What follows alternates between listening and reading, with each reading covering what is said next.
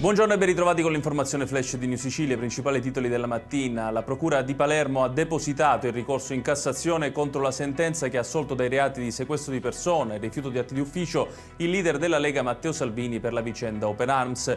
La Procura ha optato per il ricorso diretto alla Cassazione, sostenendo che il verdetto di assoluzione non confuta la ricostruzione dei fatti prospettata dall'accusa.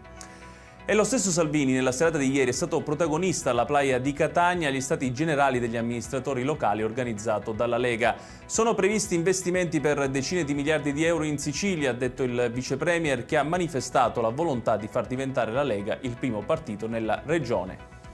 È diventato virale sui social un video che contiene violente minacce contro il sindaco di Catania Enrico Trantino. Il protagonista un uomo che inveisce contro il primo cittadino etneo per via delle ganasce che erano state emesse alla sua auto posteggiate irregolarmente in via Santa Sofia, strada di accesso al Policlinico Universitario.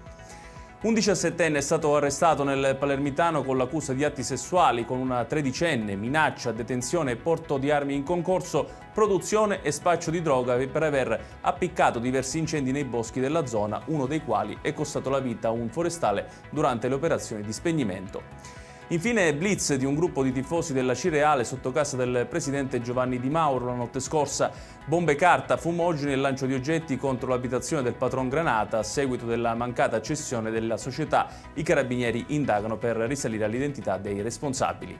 Ed è tutto per questa edizione, tutti i dettagli su queste notizie li trovate come sempre sul nostro sito www.newsicilia.it.